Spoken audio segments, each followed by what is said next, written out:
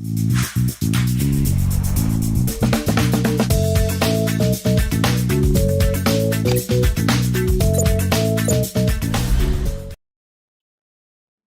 so hello, my name is Morgan Whitley, and welcome to my presentation on jaw diversity in theropod dinosaurs.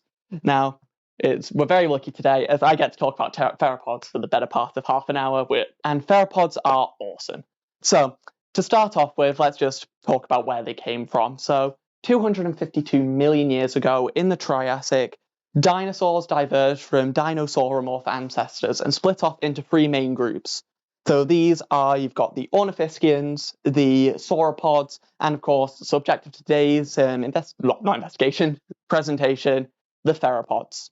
Now, due to significant climate changes that happened during the Jurassic, theropods went on to diversify and occupy a wide range of different lifestyles, ranging from insectivores, herbivores, omnivores, carnivores, piscivores, so fish-eating dinosaurs, and then, of course, the macro carnivores, the big apex predators that are very famous within this group, such as Tyrannosaurus rex. Not only did they occupy a huge range of different lifestyles, they also occupied a ginormous range of sizes. So ranging from being less than a meter long with species called Microraptor, being all the way to 15 meters long with Spinosaurus, being some of the largest land predators to ever walk the earth. And this diagram is roughly to scale, as scale as I could get it, just to try and showcase just the sheer difference in size. You can barely see Microraptor here next to Spinosaurus. Then, of course, unfortunately, at the end of the Cretaceous period, 66 million years ago, dinosaurs go out with a bang as an asteroid hits the planet, causing the extinction of all non-avian species.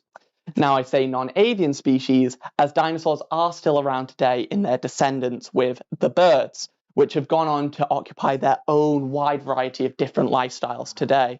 And the reason that I mention this in this presentation is because theropods are the direct lineage that goes on to become the birds. And when you see with species like Archaeopteryx within the family, you can really start to see that bird-like resemblance coming in. So, therefore, because theropod dinosaurs have this connection to birds, they occupied all these different sizes and lifestyles, it has been hypothesized that they had a wide range of different jaw forms suitable for the lifestyles that they occupy, as it's long been shown that different forms have optimized for different functional traits. So if you have a shorter and a broader jaw, that jaw is going to be able to bite down with much harder bite forces than a longer, thinner one, but this longer, thinner jaw is able to close at much faster speeds. So you can already start to see where this would kind of be useful for certain lifestyles. So a quicker jaw would be useful for catching fast-moving prey, so fish or insects, whereas a shorter, broader jaw with these tougher bite forces would be useful for helping to bring down tougher armored prey, or in terms of herbivores trying to feed on tough vegetation at the time, like conifers. So therefore, because of this, there's already been a variety of research that has been done looking at jaw form in theropods. However, none have used the methodology that's been used in my project, which is called theoretical morphometrics, which basically takes the shape of existing dinosaur jaws and uses this to create potential possible or theoretical shapes that could have been achieved by the group, and then projecting the actual shapes to determine how much of the possible forms have been occupied and allow for speculation as to why those forms might not have been occupied. So therefore, the aims of my project were as followed: to try and determine if functional traits were optimized between different families and diets, as well as looking at the variation between different diets and families in terms of form, as well as also the difference between different sizes as you're getting bigger, as well as you move through the different periods that these dinosaurs were living through. I also wanted to demonstrate which forms were the most optimal for particular traits, so strength, speed, and as well as a trade-off between the two, as well as if the forms were optimal for the lifestyle that that theropod was occupying, as well as demonstrating how size was impacting the development of jaw form, as well as showing where theropod evolution was progressing towards, and perhaps where jaw form might have ended up going should the group have continued to exist. So therefore, before the start of my investigation, I came up with some hypotheses. So these were some statements that I believed the results would show me based on previous investigations and my own sort of knowledge of theropods.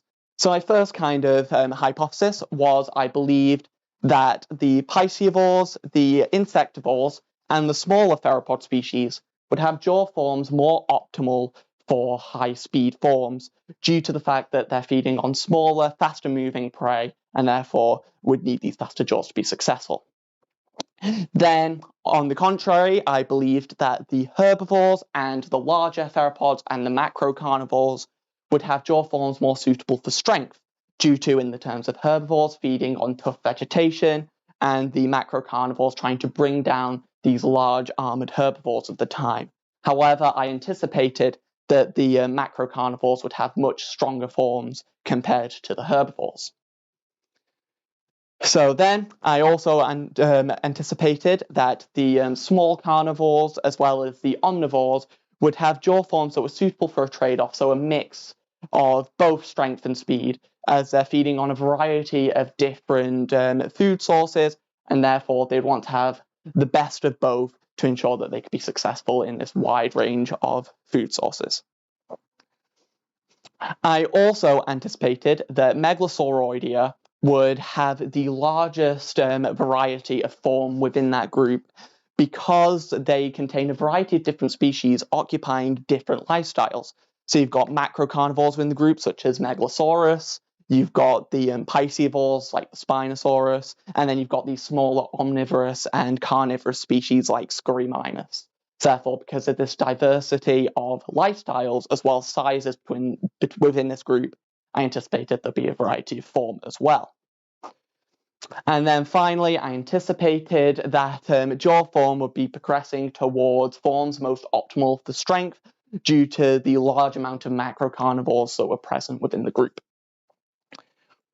So now I've mentioned that the methods for this project was theoretical morphometrics. I'm just going to go into a bit like what was the steps behind this process. So first of all, I needed to find the species I was going to include for my jaws.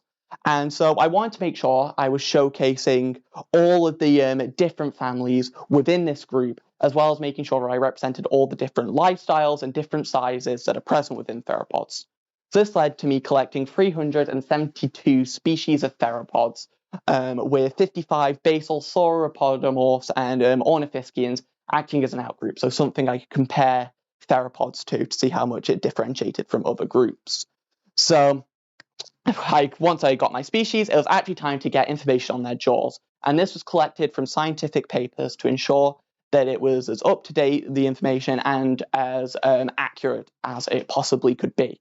Now, for the information about the jaws came from a variety of different sources in scientific papers, ranging from photographs of of specimens that have been found, or a line drawing of a specimen, as you can see there, or reconstructions of a species. So a reconstruction is where they have only found parts of the species, and they'll use related species to help fill in the gaps. So as you can see to the far right, you can see the white area on this jaw is the known information. The grayed out areas has been filled in with related species, as well as also photographs as well of museum reconstructions as well that were in scientific papers. So now I've got all my images of my jaws, I've got all my species I'm working with. Now it's time to actually start creating the morphospace. So what I needed to do is I needed to get the overall shape of the jaw. Now we're looking at just the mandible in this investigation, and we're just looking at jaw form. So basically, I traced around the jaw with a software called ImageJ and just drew around it, ignoring the top jaw as well as any dentition to get these outlines for all of my species. Now I'm going to go on a brief tangent just to mention that unfortunately, because we were ignoring dentition, we lost some teeth for some amazing species. And I just want to pay note to Incisivosaurus, the buck-toothed dinosaur, and it really hurt to cut his teeth out.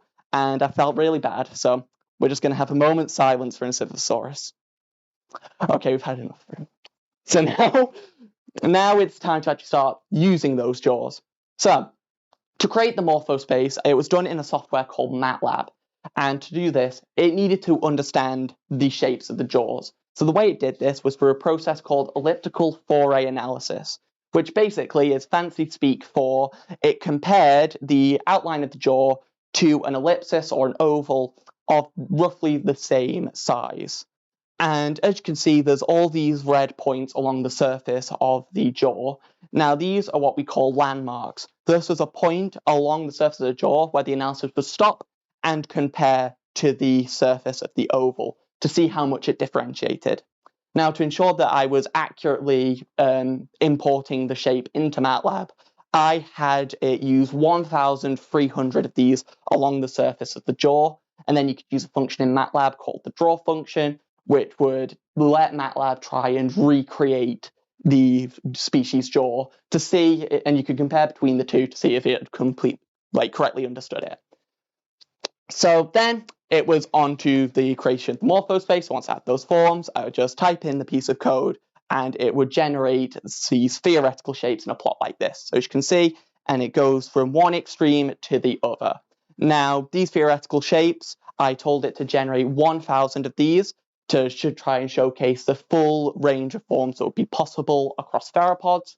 And then onto this plot, I can then actually project the actual jaw images that I use for species to see where they would be occupying within this space. So you can see how much of these possible forms have been occupied by currently known theropods.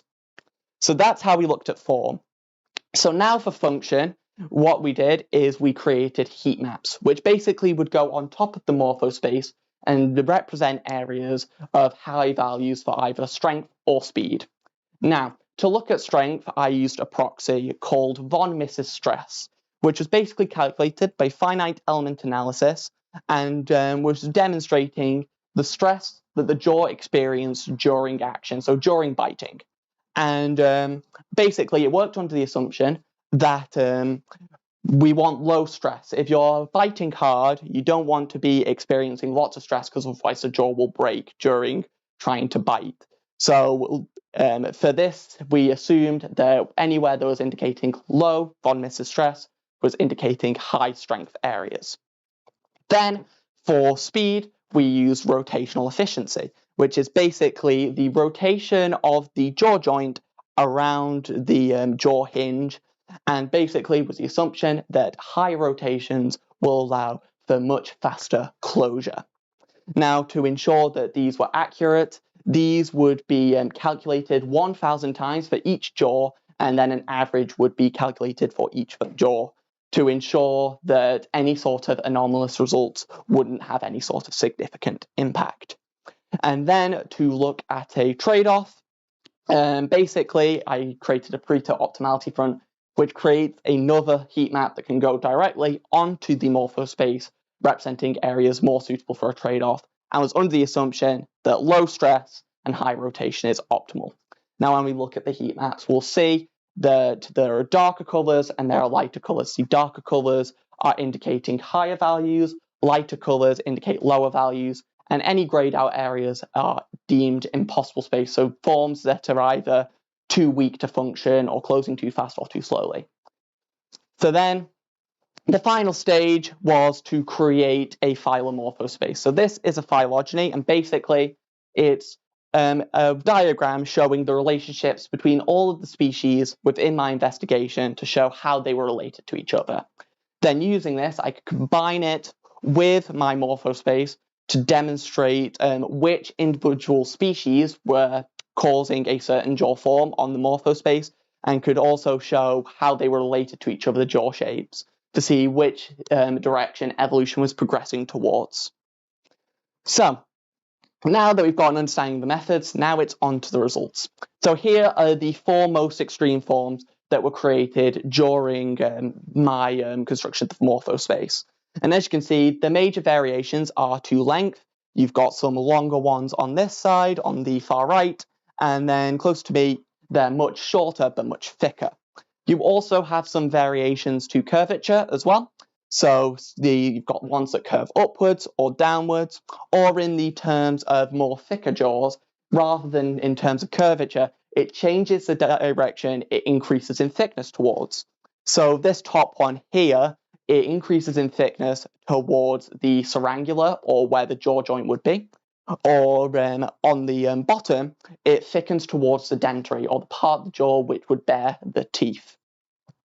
So now here is the morphospace. So you can now see clearly this is where our most extreme forms are. So you can see that moving over towards the right, you get longer and thinner. Moving to the left towards me, you are getting shorter and broader. Curving upwards is coincidentally moving upwards, and curving downwards is downwards. Or on the thicker side, you thicken towards the surangula, moving upwards, or towards the dentary, moving downwards. So now, here is our heat map for stress. So as I mentioned, darker colours are indicating higher values, lighter colours indicate lower values. So as you can see, for the most part, this map is quite light in colour, which is good because this is stress. So we want low stress to indicate good strength. So on the whole, this is showing the theropod form is actually quite well optimized for high strength. However, there are some trends that you can see. As you can see, as you increase the thickness of the jaw and decrease its length, it is decreasing the VMS value. So it's increasing in strength. Whereas if you increase length or decrease thickness, it will get weaker. It will be a weaker jaw. There isn't much variation in terms of curvature or the direction that you thicken the jaw towards as well. So then, this is the rotational efficiency, so for speed. And as you can see, this heat map is quite dark blue in colour. And you can, so once again, showing that theropod form is actually also quite well optimized for high speed as well. But as you can see, there is a trend, but in this case, as you decrease thickness but increase length, the jaw forms become much faster compared to increasing thickness and decreasing length will have much slower forms. And once again, there is little variation when it comes to curvature or in terms of the direction of thickness.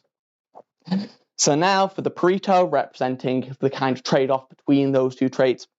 And as you can see, in this case, there really isn't much trend in terms of changes to thickness or to length. As you move horizontally, it doesn't really change too much. It remains quite constant. However, as you curve upwards it tends to get more dark blue, indicating that curving the jaws upwards is actually more efficient for a trade-off compared to curving downwards.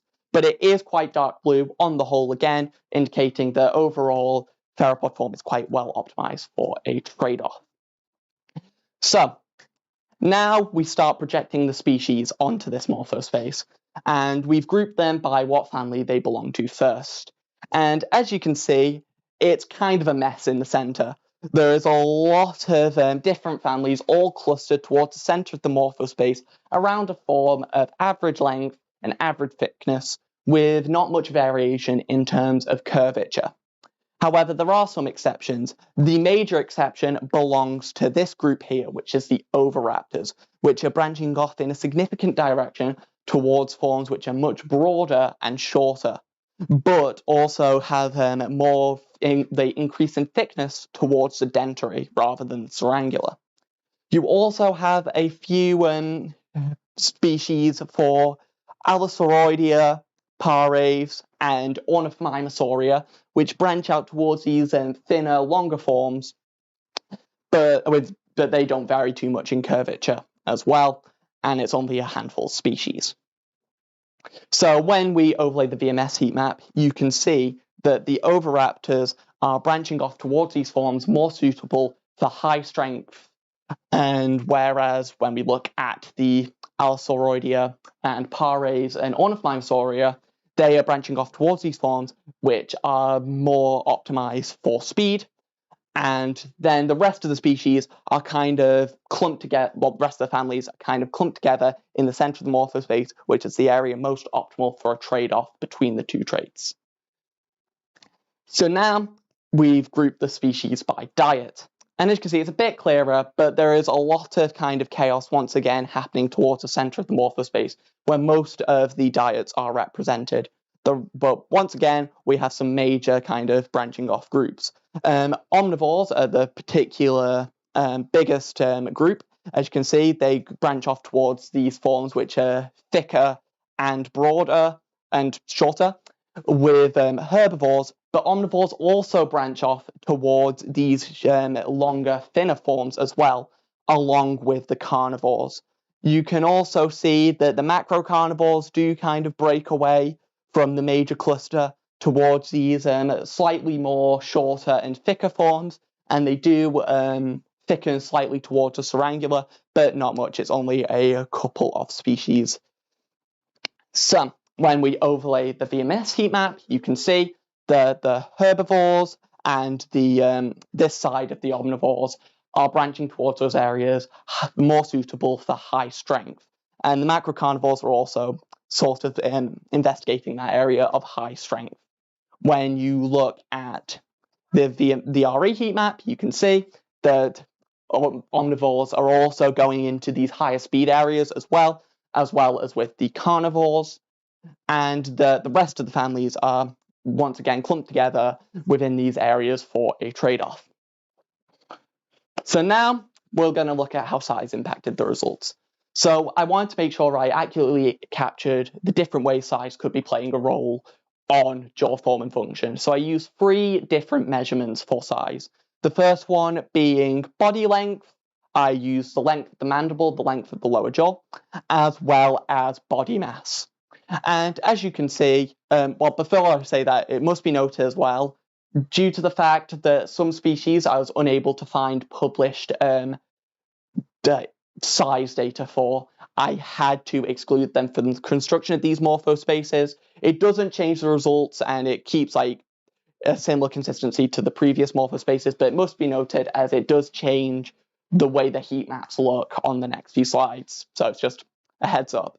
But as you can see, they're all showing something quite similar. As you increase the size metric, you get reduced diversity in form. So as you can see with body mass, the largest one being over 12 meters, you're constrained towards this area of the morphospace.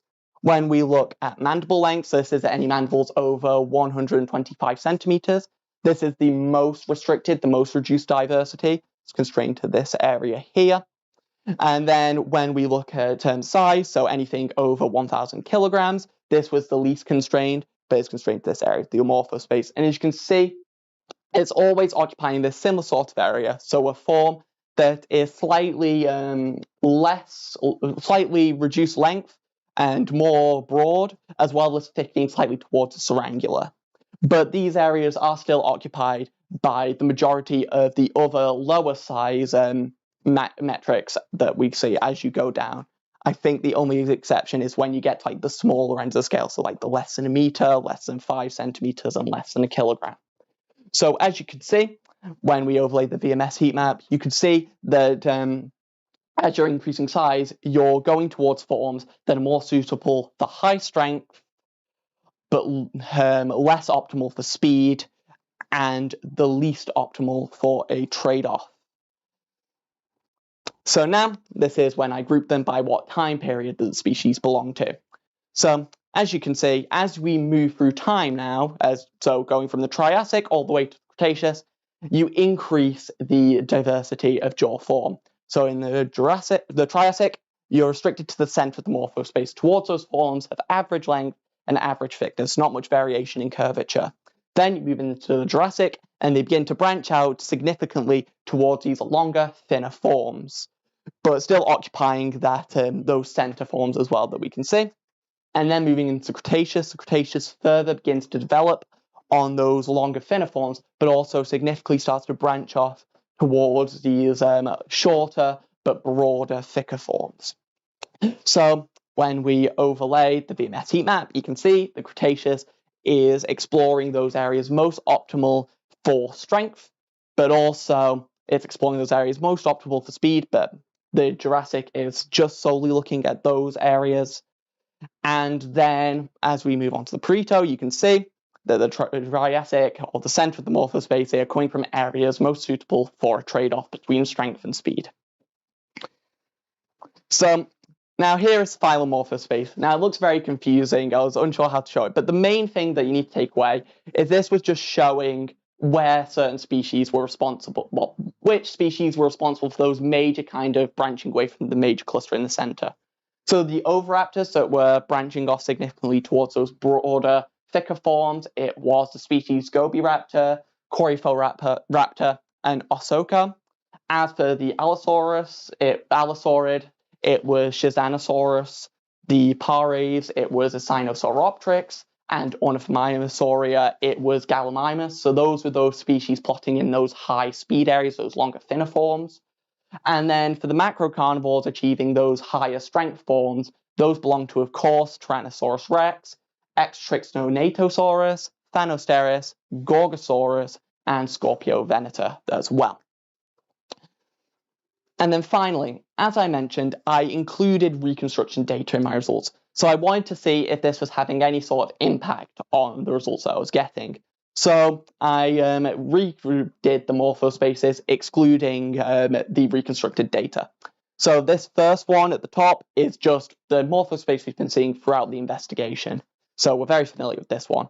But the second one towards the far right, that one was any species that had over 50% of the mandible unknown. They were excluded from the construction of the morphospace. So it's just species with under 50% reconstructed. And then this one here is, it had to have the complete mandible known. The complete mandible had been found and recorded and was demonstrated. It was used for the creation of this morphospace. And as you can see, there isn't much change between these three morphospaces. They all show similar sorts of trends. The only major difference that I've been able to find is between the less than 50 and the 0%, we lose this species of oviraptor. I believe it's Coryphoraptor, but that's the only difference I've been able to see between these morphospaces.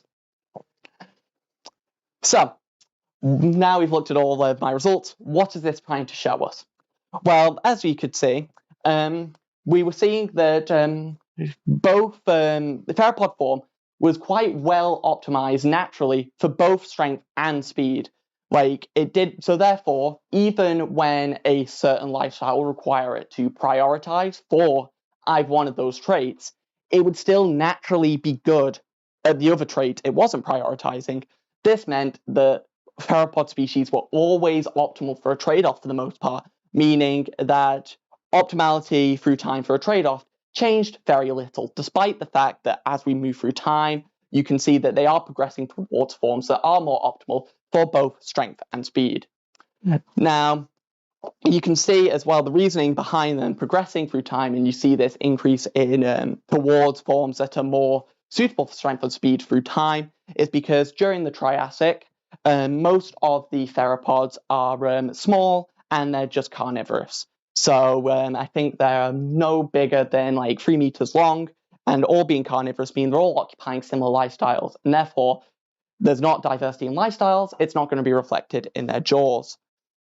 So, but then when you move into the Jurassic with those significant climate changes, you then start to get them diversifying and occupying all the different lifestyles that we have seen in this project.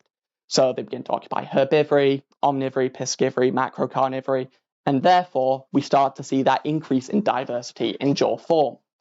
But then the reason we see this secondary increase again in the Cretaceous is because of more complex predator-prey interactions, as well as competition between species as well. A particular instance that we can take an example for is during in the Jurassic, sauropod dinosaurs, so these long-necked dinosaurs, just relied on their size to deter predators. Being big was enough and nothing would go against them.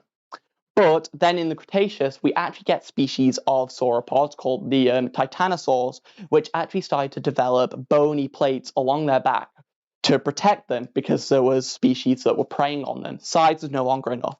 So these species were stuff like Carcharodontosaurus. But if there's now got to deal with bony plates, it's going to require higher bite forces to be able to bite through that skin. Therefore, it's going to lead to more optimal forms for strength being realized. So then, as we're saying, although we're seeing this huge diversity in form as we move from the Triassic to the Jurassic and then to the Cretaceous, most of the morphospace was actually unoccupied. About 50% of the possible space was unoccupied. Now, this could be because these would have been forms that would have been achieved in future evolution of theropods had the group persisted. But I believe the usage of reconstructions could provide a bit of an answer as to why we don't see these areas occupied. As I've mentioned, when you reconstruct a species, you use the information from a related species to supply the missing information. So an example is Ceratopsuchops, or the hell heron. And as you can see, they didn't know much about its mandible, so they used the information from Spinosaurus to fill in the gaps. So therefore, its mandible is quite similar in shape to Spinosaurus's, and therefore plots closely on the morphospace.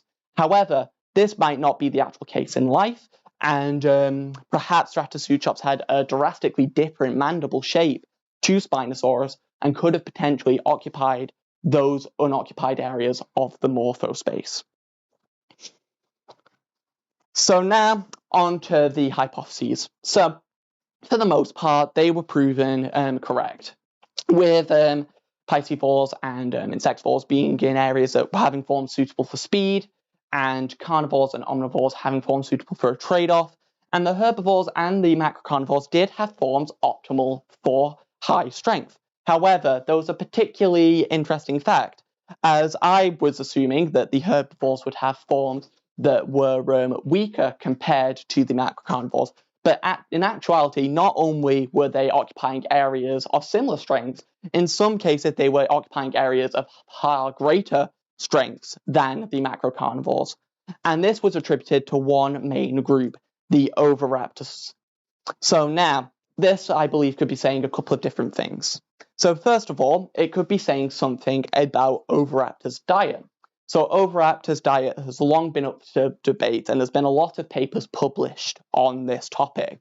And the results of this investigation could indicate that the fact that they have these jaws that are suitable for high strengths indicates they're feeding on tough substrates, so perhaps tough vegetation, bark, seeds, nuts, or shellfish that require these high jaw strengths to be able to crack open. Or perhaps, because if they are herbivorous, perhaps because they are freed from the constraint of having to optimize speed. Because although macrocarnivores will be wanting to optimize for strength for feeding on these large herbivorous armored herbivores, they will also have to have some optimization for speed because their prey can move. Whereas herbivores don't have that issue. Plants won't be really moving anywhere of their own free will, therefore they can largely not have to optimize for speed and could just focus solely on optimizing for strength, having forms suitable for high strengths. However, another potential thing these results could indicate is perhaps that jaw form is not as optimal, well, it's not as important in lifestyle occupation in theropods as other structures, such as tooth morphology or jaw musculature, which is supported by the fact that most of the theropod forms in my investigation were always naturally good for just strength and speed. Therefore, would need very little variation to form in order to be able to successfully occupy its lifestyle. Another interesting part of my results is, as I said, carnivores were shown to mostly occupy areas suitable for a trade-off. There were some species that were occupying areas of high speed, and this belonged to groups in the Pares, particularly Sinosauropteryx. Now, this is because these species have actually been found with bird bones preserved in their stomach. So therefore, they're actually doing something quite specialized. And because birds are capable of flight, they're capable of being fast-moving, you're going to want to be able to close your jaws quicker to be able to be more successful in catching them. But also, because birds are capable of flight, to be able to fly, they are quite hollow, they're quite lightweight, and therefore they break easily. Therefore, strength is not as important for their jaws. So hence, the reason we're seeing these carnivores have forms more suitable speed is because there is a bit more specialization going on with this group. So then, my other hypothesis was about Megalosauroidea occupying the widest diversity of jaw forms within my morphospace. And as you can tell by the fact that I have only just mentioned them at this point in the presentation, they really didn't do that. They were always within that major sort of mess of species towards the center of the morphospace. And when you lay out their forms like this, you can see that for the most part, they are quite similar in shape. As you can see at the top, we've got Spinosaurus, then Scurrymammoth underneath it, and Megalosaurus underneath that. And as you can see, the only real difference you can see is the dentary is slightly longer in Spinosaurus compared to the other two, but for the most part, these are roughly the same shape. Now, this could be lending support to the idea that perhaps theropods are optimizing other structures to be able to successfully occupy their lifestyles, so such as tooth morphology or jaw musculature, and is a byproduct of the fact that theropod jaw form is just so well optimized for both strength and speed naturally that it doesn't really have to do much variation to form to shift dramatically between these lifestyles. But on the contrary, oviraptors occupy a huge area of the morphospace. They occupy the majority of the space that is occupied by species. Now, this could be because, again, these are herbivorous taxa, and could be because they are freed from the constraint of speed and can optimize just solely on strength, or it could be due to the direction of evolution, because the Megalosauroidea are progressing from areas of high strength in terms of the macrocarnivorous Megalosauruses to high speed in terms of the Spinosauruses, whereas oviraptors are going from areas of a trade-off to high strength. Now, finally, we're going to talk about size. Now, as we can see, my results are showing as theropods got bigger, the diversity in their jaw form decreased. Now, at first I thought perhaps this could be a sampling bias, so perhaps there is currently more information or more known species of smaller theropods compared to larger ones, therefore making it seem there's limited diversity within the larger theropods. However, when I looked over my dataset as well as through scientific papers, it actually turns out there is a bias to sampling and recording larger theropod species, so meaning that if there was any sort of increase in diversity to be biased towards, it would be towards the larger theropods. So therefore, this is showing that these results are to be believed. Now, this could be because perhaps the size constraints can kick in. As theropods are getting bigger, they have to have a certain sort of body shape in order to be able to move and be successful at that size, whereas the smaller theropods don't have that disadvantage and therefore are free to optimize form in the ways more suitable for their lifestyle. However, it could also be due to the fact that larger theropods are all occupying a similar sort of lifestyle as well. So the large theropods, for the most part, are macrocarnivores, with the exception of a couple of piscivores in terms of like Spinosaurus. So therefore, whereas the smaller theropods are occupying the diversity of lifestyles that are present, but are seen across the entire group, with exceptions when you get down to the smaller species, macrocarnivory will no longer be occupied. So therefore, it could just be because there is more diversity of lifestyles in the smaller theropods compared to the large ones, there is an increase in diversity of form. So overall, to conclude, for the most part, the hypotheses in my investigation were proven correct, but the major difference was tending to be shown at herbivores having forms more optimal for strength than the macrocarnivores, and was attributed to Oviraptorsauria. Now, this could be showing that oviraptors are feeding on tough substrates such as seeds, nuts, bark, tough vegetation, or shellfish, or could be indicating perhaps that jaw form is not as important in a lifestyle occupation in theropods of other structures such as tooth morphology or jaw musculature. Therefore, future investigations could either look more closely at jaw form and oviraptors to try and determine if this is something indicating their diet, or comparing jaw form and tooth form, or jaw morphology and musculature to each other to see if there is any sort of change in diversity between these. So, thank you for watching, and any questions?